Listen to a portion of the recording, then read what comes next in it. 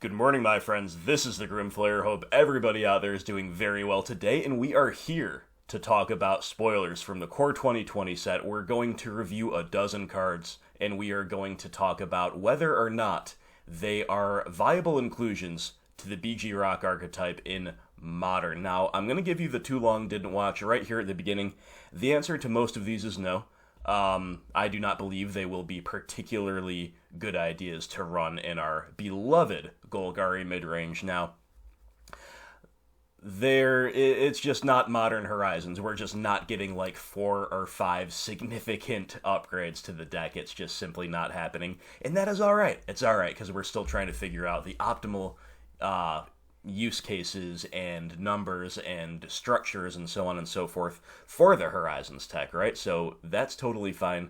We're going to talk about Veil of Summer first, which I think is the most interesting card from the set, but we are going to cover a full dozen cards here because, number one, these are all cards that somebody out there somewhere at some time has asked me, is this card going to be good in our deck? So I want to be really thorough for you, cover all the cards. And number two, even if I'm going to say no on most of them, hey, I've been wrong before, I'm going to be wrong again. Maybe you'd like to see the card, see my argument for it. Maybe you have a counter argument. Maybe you can help correct me. Or maybe we all just utilize this process to get better at the game, get better at card evaluation and all that good stuff. So again, we're going to cover a dozen cards. Most of them I think are not going to make the grade, but we'll just have to see.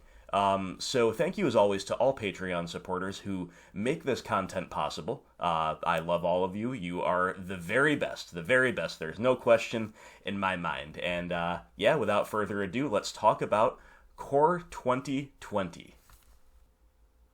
Okay, so the first card, the one that gets top billing, the most potentially playable card in this set for our archetype, or at least the one we should give the closest scrutiny to, is an uncommon. It's an uncommon. Veil of Summer. Instant speed, 1 green mana, draw a card. Let's stop it right there. 1 mana, instant speed, draws a card. The floor on this thing is already insanely high, okay? Let's just point that out. Moving on, if an opponent has cast a blue or black spell this turn. Aha, so there comes the mitigating if clause. Now, that right there, we know 2 things just based on the first sentence of this card. We know that it is an extraordinarily high floor on this card, but we also know that it is quite narrow. Quite narrow. Blue or black spell only. That by definition excludes over half of the decks in Modern, so this is clearly sideboard material at best. Moving on, it says, spells you control can't be countered this turn. Alright, well that's pretty big game, of course, because how the stack works is you cast your spell, you cast your creature, the opponent responds with a counter spell, you respond with this. So that will activate this if clause. They will have cast a blue spell this turn under these circumstances, and then of course you blow out the counter spell itself. You and permanents you control gain hexproof from blue and from black until end of turn. So the more you read this card, this is a card you kind of have to read a few times, because it's like, you draw a card, and your spells can't be countered, and you get hexproof, and your permanents get hexproof from those colors. Oh my, and again, 1 mana instant speed. But then you kind of read it back a couple times, taking in the if clause, really trying to weigh this card in the balance. It's a really, really interesting one. So what are the use cases here? Well, this is an absolute blowout against targeted discard spells, against targeted black spot removal. So not only is this good for us against the decks that use those effects, unfortunately it's also very good against us. Again, it's niche, it's sideboard only, it won't see that much play in Modern, I don't think. Infect seems like they might be really high on this card. That's bad news for us, but again, how many can they really afford to run? Maybe it's just a cute one of, who knows. But worth noting its extreme efficacy against the Thought Seizes and the Fatal Pushes of this format. This can also blow out a Cryptic Command. It can effectively counter the enter the battlefield triggers on blue creatures like Vendilion Clique, Reflector Mage, so on and so forth. It can counter bounce effects. You know, sometimes the blue-white control opponent will tap out for a turn 4 Jace and then unsummon our Tarmogoyf. Well, if we have this, we can give the Tarmogoyf hexproof. It can counter bounce effects on spells as well. That's another mode of Cryptic Command, but also, you know, your Echoing Truths and similar things. Gifts Ungiven. Remember, Gifts targets you as the opponent, so you can give yourself hexproof, all that good stuff. So the ceiling on this card is incredibly high, and the floor on this card is pretty high, because it's kind of like worst case scenario, you're kind of waiting, to use it, and the window doesn't really present itself, but obviously if it's in your deck, it came out of the sideboard, so you're against either blue or black. You know, you just basically cycle it for 1 mana. Now, the problems with it, number one, it is narrow, so the big question about a narrow card taking up sideboard space is always looming. You know, can we really afford this? Number two, it is very reactive. Let's not underestimate how reactive it is. It's all well and good to imagine the best case scenarios for this card, but the tempo loss that you might accrue by holding up mana instead of tapping out, or the opportunity cost of tapping out and missing your best window for it, you know, it's definitely not free. Now, imagine if Hexdrinker's level up was instant speed. Then we could be holding up a lot of effects, but, you know, so this also is not great alongside Hexdrinker if you're on that, because, again, you're incentivized with Hexdrinker to use up all your available mana. And, you know, just holding up the reactive spell, it's not as free as you might assume the way our deck is structured, is basically what I'm trying to say. But this card does a lot. It can also quote-unquote counter the uncounterable, because of course you're saying spells can't be countered. So you can counter a Dovin's Veto with this effectively. Permanents you control gain hexproof, so you can effectively counter Abrupt Decay. Even though those cards are uncounterable, you are, for all intents and purposes, countering them with Veil of Summer while drawing a card at instant speed, in addition to all the other use cases I just listed. So this is a really tricky one to rate. It's one that is definitely going to merit testing in some way, shape, or form. Now, the one thing I will say to wrap up with this card is that, you know, my current philosophy is to not dedicate any cards specifically to the blue-white control matchup. You can see my previous video, a few videos back, about that. Should we punt the blue-white matchup is what it's titled. And this card, so if we were to evaluate this card excluding blue-white control from our minds, I don't think it's that big a deal, because I don't think the black discard and spot removal decks are particularly bad matchups for us. They're basically either mirror matchups, or they're shadow, or they're one or other two decks. It's all fine. I would rather play more value pieces for those matchups than a card like this, probably. So will I be testing this right away? Not sure. If I do, it's probably because I really want to see how it plays, more so than I'm saying, oh, I really need this card right now. But, you know, the fact that it does get a lot broader use than just the control matchup compared to something like Choke. Yeah, maybe we can really justify its utility against blue-white control and against other decks, the high ceiling. Maybe a really, really cute one of in the sideboard, but this is the one, above all, I am most excited to test and most excited to hear your thoughts about. So let me know what you think about this, my friends, and we'll move on. Okay, next up we have Scheming Symmetry. Now, everything about this is really cool. It's a great flavor text, awesome Seb McKinnon art, really, really interesting effect. But it is not for us. It's not for us. The decks that want this are the ones that can abuse some aspect of it to make the title a lie.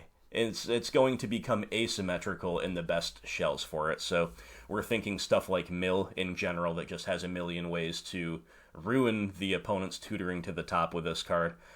Generally, decks that play Thought Scour usually target themselves, but of course they can run this, and if they have set this up, they can target the opponent with Thought Scour for some nice value. Things that tax or stop fetching, like Leonin Arbiter, Aven Mind Sensor, Lantern Control that manipulates the top of the deck, combo decks that really need to tutor a specific piece to the top to go off. So, technically we can pull off something like that. We can maybe like Tireless Tracker. We can have clues on board from Tracker. We can tutor to the top with Symmetry. We can draw a card with our clue. Then we can activate a Field of Ruin to force the search. You in theory could get there, but even so, that's like a ridiculous mana-intensive 3-card combo that it's still card disadvantage, and in its own right anyway. And all it really does, like, what does it really do for us? We just get like a good value piece or a good piece of interaction. Okay, fine. But we're not a combo deck. This is not a mid-range card whatsoever, so very cool, but we're gonna have to pass. Okay, so next up we have the card Legion's End. 2 mana sorcery, exile target creature and opponent controls with CMC 2 or less, and all the other players that player controls with the same name as that creature. Then, that player reveals their hand and exiles all cards with that name from their hand and graveyard. So, Veil of Summer was a card that you read a few times and you're like, am I reading this right? Does this really do all of the things I think it does? For me, Legion's End, when you're excited to see a new card, it's a rare, it looks playable at first glance, you skim the text and you're like, holy moly, this is great. Then you reread it a little bit more closely and try to actually game it out, and you're like, well, maybe not so much. So the first thing that occurs to me is that this converted mana cost 2 or less is extremely narrow. We know, like, Fatal Push is basically the best removal in our deck, all things considered, but we know how painful it is to not have access to Revolt for Fatal Push and to be getting beat by a 3-drop or a 4-drop. Or indeed, to just be against a 5-drop plus that Fatal Push cannot get by hook or by crook. Legion's End is significantly more narrow in terms of what it can actually target than Fatal Push. And it costs twice as much, and it's a sorcery. So, many, many unfavorable comparisons there. Now, are the other upsides worth it? My argument would be no, because once again, the converted mana cost of 2 means that actually getting card advantage out of this in terms of this reveal the hand clause, I do not believe that to be very likely, because by definition we're targeting a low curve play. And by definition, if it's on the board, they're probably going to be putting multiples out. If it's a 1-drop, it's a 2-drop, the window for us to tag it on board and be lucky enough to tag it on hand is very, very low. It's a very narrow window, especially because a lot of these decks are playing Aether Vial. Maybe exceptions made for legendary creatures, of course, but the only one of note at that CMC that's really going to come up a ton is Thalia, Guardian of Thraben. So sure, yeah, pretty nice against Thalia, if they happen to have multiples rotting in hand. But even so, it's then 3 mana against Thalia. Even that's not great. Thalia is not usually that big of a deal against us. Now, the other thing that the CMC2 really, really hurts in regard to is a lot of these linchpin recursive creatures where the graveyard aspect of exile all cards from the graveyard would be nice. It doesn't hit them. It doesn't hit Prized Amalgam. It doesn't hit Arclight Phoenix. It does not hit Hogak himself. Now, it does hit some pieces from those decks. It can hit Thing in the Ice in Phoenix. It can hit Bloodghast in Dredge, and it can hit a lot of the 1-mana stuff like, Gravecrawler, for example, in Hogvine. But ultimately, those things are not really what beat us on average. So Legion's End, I think it's just too. I think the CMC2 just kills it in every single way. It kills it in terms of being a likely 2-for-1 with the board and the hand. It kills it in terms of hitting the highest priority targets off of both the board and the graveyard. It kills it in terms of having an acceptably high floor for just a 1-for-1 removal. Now, admittedly, it can sometimes, against the right targets, just kind of be a better Maelstrom Pulse, like if they just got 2 creatures on board that are not recursive and that share the same name. Sure, you got them with a 2 mana Maelstrom Pulse basically with this instead of a 3. But Maelstrom Pulse is not in our deck because it's good at 2-for-1ing the board of like, humans or spirits. That's nice, that's really nice, but it is in the deck because it not only does that, but it takes care of cards like Ensnaring Bridge, Chalice of the Void, hits Planeswalkers, hits Big Eldrazi, hits everything that is not hexproof or indestructible. Legion's End, again, way, way, way too narrow to compare favorably to Maelstrom Pulse. Now, is this one of those cards that you could have floating around in your 75 and it would be perfectly acceptable, kind of like a one of Deathmark or Liliana's Triumph or things like this? Absolutely. I would not look at a list and say, "Oh, Legion's End, that's an awful decision." No, it's a fine one of, but ultimately, I think what I've seen of people's reactions, I think they're overestimating this card a little bit. I don't personally plan to play it. I don't personally think the metagame is necessary for it. Again, a little bit too narrow, and its upsides are pretty well covered by other cards that are already in our deck, especially with the advent of Plague Engineer. So for now, I would say this is a playable one of, but not necessary, and I personally am going to not be sleeving it up anytime soon. Next up, my friends, we have the Rotting Regisaur, a 7/6 zombie dinosaur for 3 mana. At the beginning of your upkeep, discard a card. Now, for me, I've arguably had more people asking me about this card than any other card, and for me, I'm sad to say it's a big fat nope. It's a big fat nope. You cannot even accurately call it a 3 mana do-nothing, because it's liable, at least in some cases, to be 3 mana card disadvantage. They're going to let us resolve this at the beginning of your upkeep trigger. They're going to let us go down on a card, and then they're going to kill it. And we're not only going to get no value out of it, we're going to get negative value out of it. Now, some have said that, well, this is nice with Unearth, because you can pitch something to this, and then you can unearth it back, and that's all great. I would argue that is not a good synergy. That is just Unearth trying to pick up the slack from this card's negative aspects. That is Unearth trying to mitigate the downsides of the Rotting Regisaur. I would rather just play a card that does not eat away at our card advantage and at our resources in hand, and then use Unearth for actual advantage. Basically, that's how I'm seeing it. And beyond that, so we could say, okay, this in theory, we get some value out of our graveyard. We have ways to recur things. So in theory, this beginning of your upkeep trigger is something that we could facilitate. We could build around if it's worth it. But is it worth it? It's only a vanilla beater. It's got some nice big stats, I'm not going to lie. But it's a 3 mana, no haste, no evasion, nothing else, just a vanilla beater. We already play Tarmogoyf. Many people are already playing Hexdrinker as well. We just have, I think, all of the beaters our deck can realistically afford. Remember, we are a reactive deck. We are an interactive deck. We do need our threats to accrue card advantage or to disrupt the opponent in some ways, unless they are super, super efficient like Tarmogoyf. Tarmogoyf is a 2 mana. You play it, you forget about it. It's going to do nothing but good things for you from the rest of the game. At worst, it's a 0/1 chump blocker. Rotting Regisaur at worst is just a very clunky card disadvantage engine. So, while in theory you could kind of build around it to mitigate its weaknesses, I want nothing to do with this card, personally. Could be wrong, but I'm going to say a big fat nope to the Zombie Dino. And next up we have Shifting Ceratops, It is a 4 mana, another dinosaur, 4 mana, green 5/4, can't be countered. That's cool. Protection from blue. That's also cool. And for 1 green mana, gains your choice of Reach, Trample, or Haste until end of turn. Now, there's a lot to like here. There is a lot to like, of course, specifically against control, especially Haste. This is comparable to Nissa, a 5 mana haste threat for all intents and purposes, which is one of the reasons Nissa Vital Force is good against control.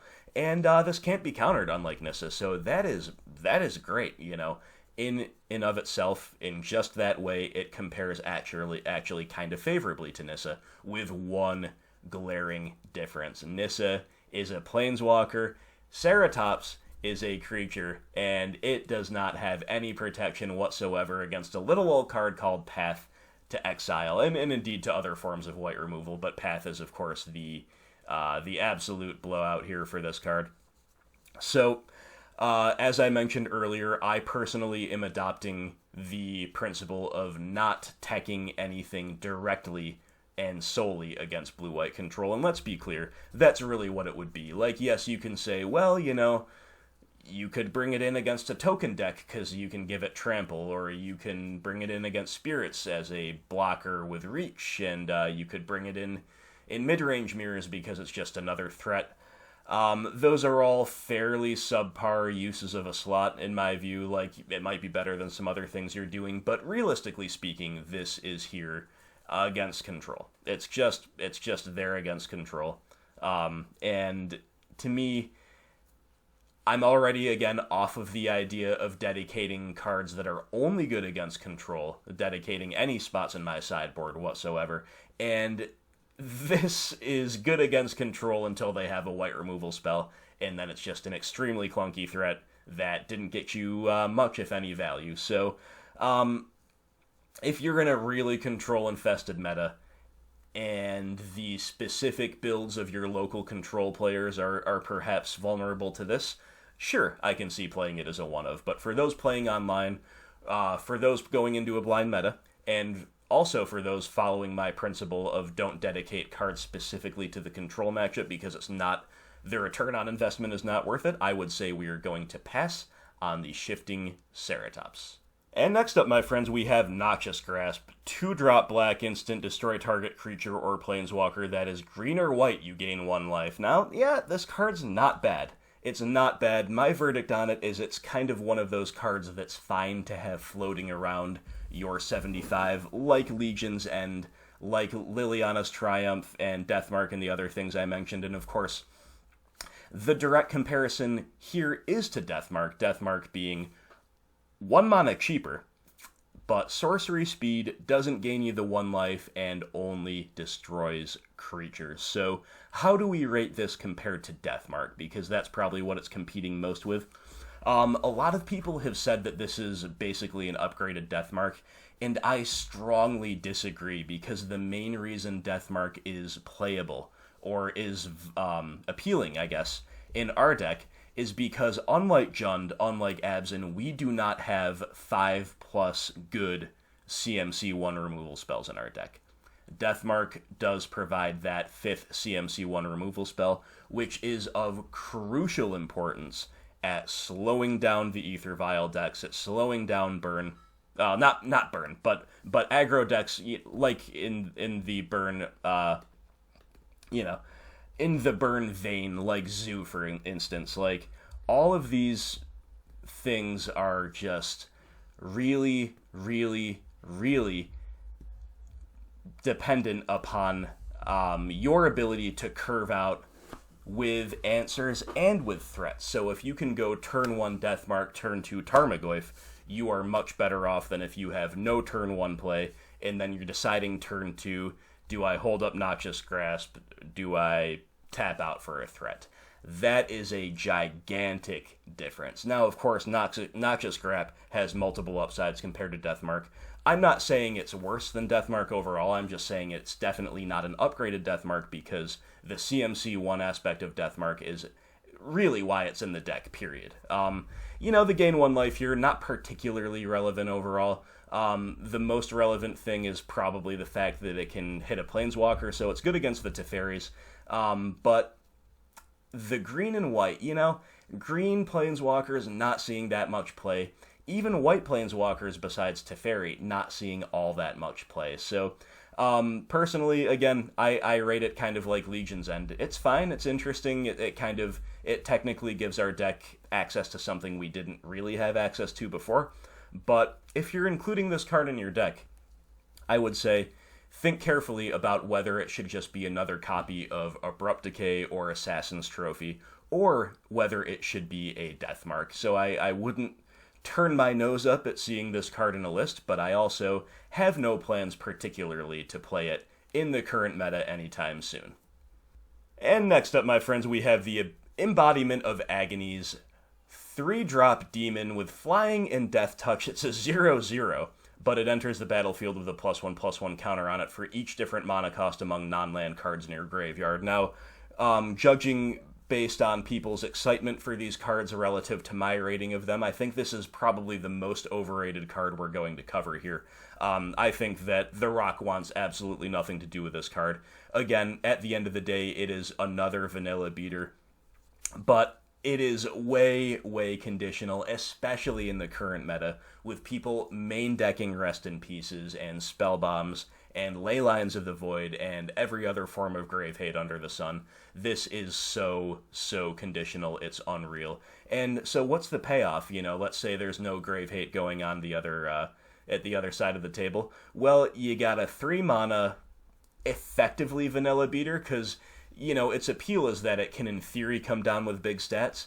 Little bit of wasted power, the little bit of waste in the power budget combining big stats with Death Touch, right? Not necessarily the most synergistic. If this thing had, like Lifelink or Haste or something, then maybe we'd be talking. But Death Touch combined with big stats, not the most appealing, and flying is cool, but again, the whole package just not necessarily what we're looking for. Also, the fact that it's not necessarily appealing on curve, it's already clunky enough just thinking about playing it on curve, just thinking about tapping out on this for turn 3. Compared to a lot of our other turn 3 plays, this is not that appealing. And even then, it's like, okay, do we play it as like a 2/2 or a 3/3 maybe on turn 3? Or do we just wait for the game to go longer and try to get it bigger? I don't know, but the floor on this thing is way, way too low, and the upside is simply not there. It's simply just not giving our deck the things that it needs. So I'm going to say hard pass on the Demon Embodiment of Agonies. And next up we have Yarok's Fenlurker. It is a black 1/1. When it enters the battlefield, each opponent exiles a card from their hand. And it's got a admittedly pretty low-powered pump ability, but, that's just kind of pure upside. Nothing wrong with having that. So what do we think about this card? Well, I actually think this card is a lot more interesting than a lot of the other ones people have been more hyped about. This is a 2-for-1 unless the opponent's hellbent. You leave a 1/1 body behind and the opponent exiles a card from their hand. Very nice in combination with our plan of running them out of resources in general, with targeted discard and Liliana of the Veil on turn 3. Conveniently, this can be the turn 2 play in between those two plays that really just strips the opponent's hand absolutely bare. And the fact that it is an exile effect, well, that's obviously can be nice against some certain decks.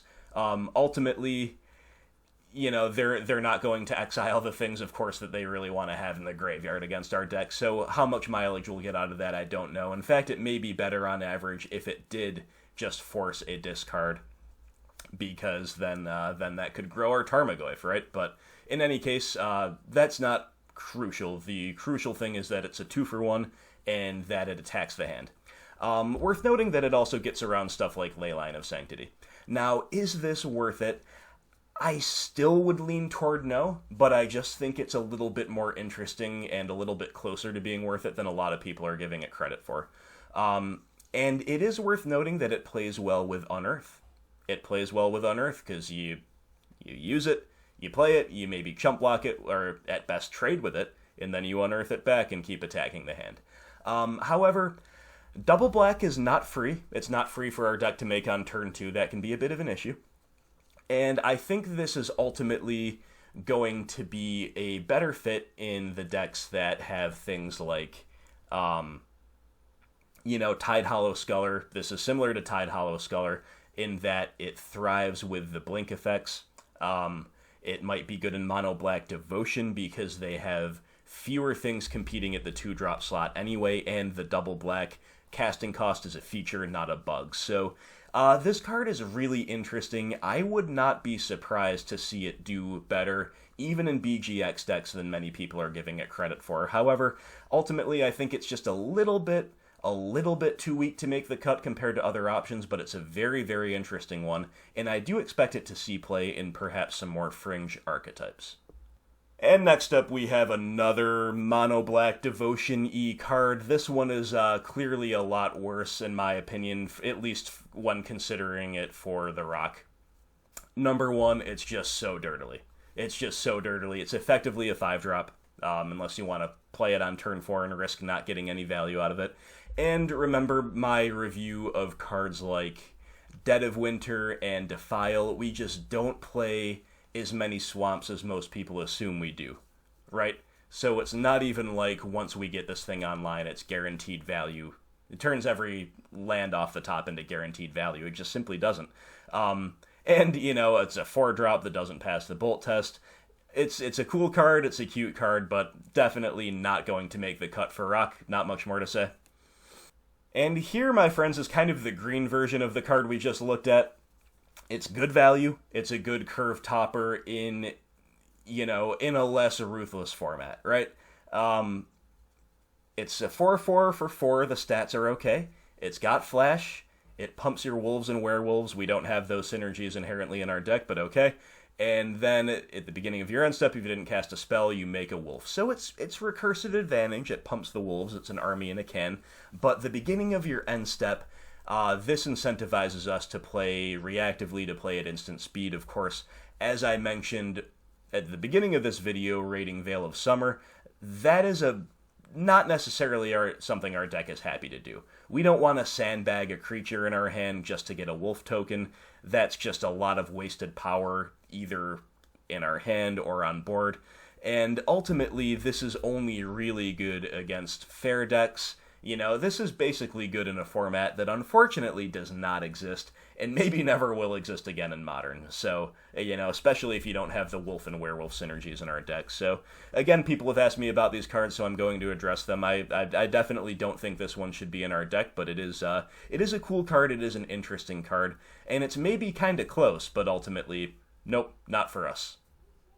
Okay, so here, my friends, is a card that actually nobody has really asked me about, unlike the preceding 10 cards where each and every one of them somebody has said, hey, will this rock? Will this play in the BG decks? Knight of the Ebon Legion is one that nobody has asked me about, and I actually think it's closer to playable than a lot of the other creatures that we've reviewed here. So, it is a 1-drop, 1/2, and the recent rise of Hexdrinker shows just despite Hexdrinker not really being a mid-range card per se, in at least a few different ways, it has had a decent amount of success in our deck, which just shows how hungry our archetype is in the current meta for a playable 1-drop creature. So right away, we have that going for it. It is a 1-drop, it's a 1/2, and then what? Well, for 3 mana, it gains +3/+3 and Death Touch until end of turn. Now, once again, I go back to the same assessment I had with the Embodiment of Agonies. The bit of a non-bow between the buffed stats and the Death Touch. Again, if this was like Lifelink or something, that would be really, really interesting. However, you know, it's still a fine mana sink for only 3 mana. Add instant speed, you can do it multiple times. That's actually a nice pump. That's actually a really nice pump, +3/+3 in Death Touch. So, of course, we're making that into a 4/5. And at the beginning of your end step, if a player lost 4 or more life this turn, put a +1/+1 counter on Knight of the Ebon Legion. So that is actually very, very convenient, because the exact amount of damage it's going to do when it pumps itself is sufficient to trigger this ability that adds a counter, and of course just makes this guy snowball. It's very cool. I love everything about this card. It's very thematic, kind of the vampiric, strength through feeding and bloodletting type thing.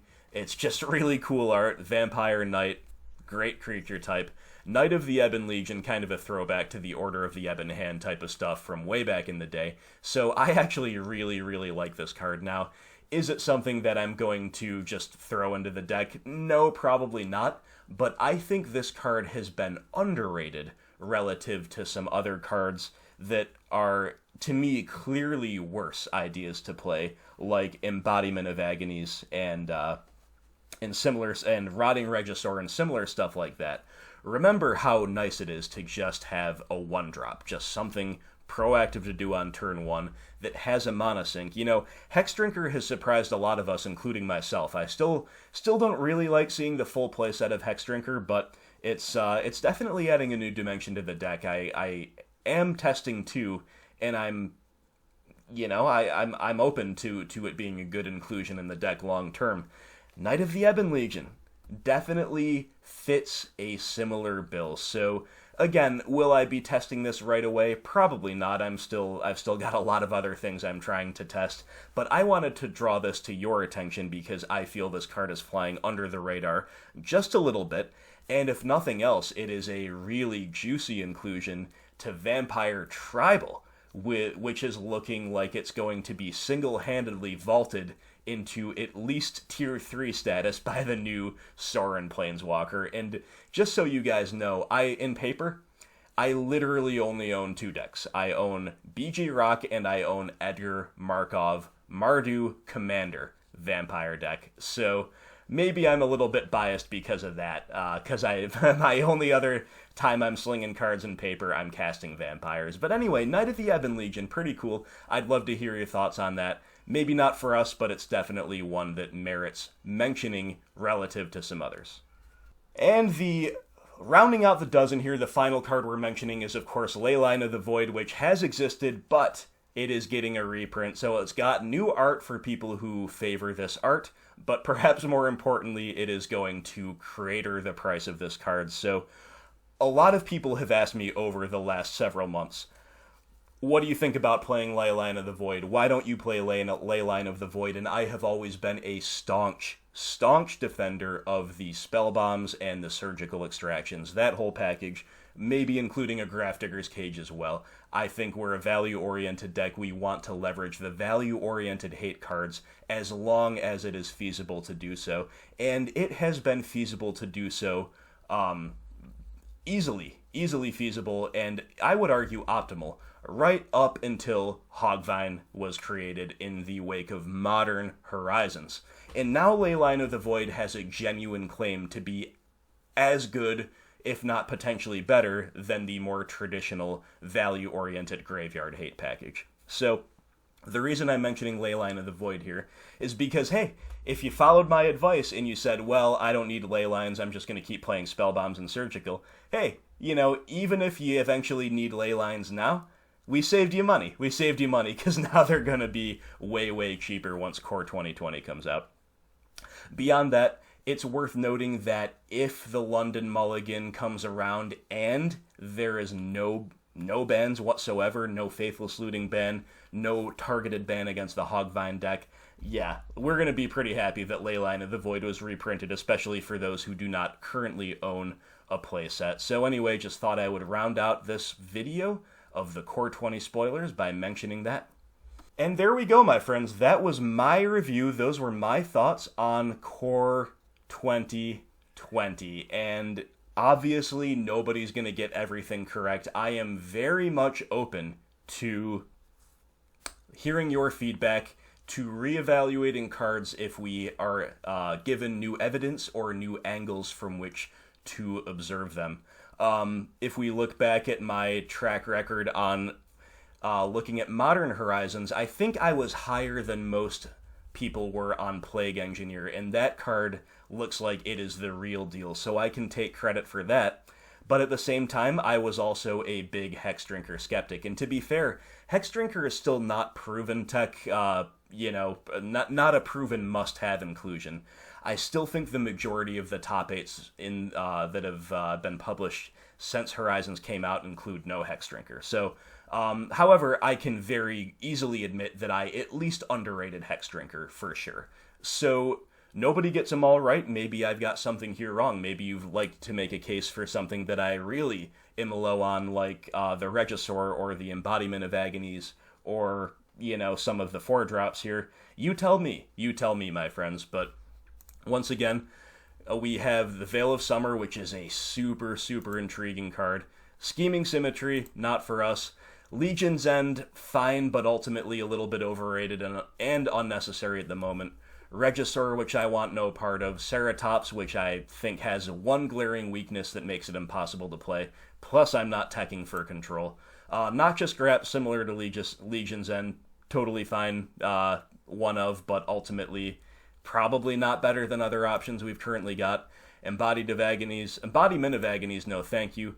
Urox Fenlurker, underrated, interesting, maybe worth playing, but definitely fits better in other shells than in ours. Dread Presence, no thank you. Night Pack Ambusher, no thank you. Knight of the Ebon Legion, my dark horse under the radar pick for some spice because, hey, efficiency is king in Modern. CMC 1 threats are definitely viable. When they have a lot of text on them and a lot of upsides like this, they're at least not terrible. And then, of course, Leyline of the Void, rounding things out with a nice, affordable reprint for those of us operating on a budget. So there you have it, my friends. Look forward to your feedback here, and I hope you enjoy these thorough spoiler reviews. I didn't go quite as deep in the tank here as I did with Horizons, but there was no need to. Horizons was a one-off. Horizons was definitely the kind of flagship set for the Modern format, and now we're kind of back to normal with Core 2020. So let me know what you think about this format. Here I felt it was fine to wait until the end, but in the future, if we see a card that is more obviously a bomb inclusion for our deck, maybe I'll do videos dedicated directly to that. So let me know what you think. Thank you for watching. Thank you as always to all Patreon supporters, and stay tuned to the channel because we've got another donation league or two coming up. I know a lot of people loved to see me play Jund last time out, and of course we're going to keep jamming lots and lots of Golgari on this channel, so stay tuned. I will talk to you soon, and I hope you all have a great day.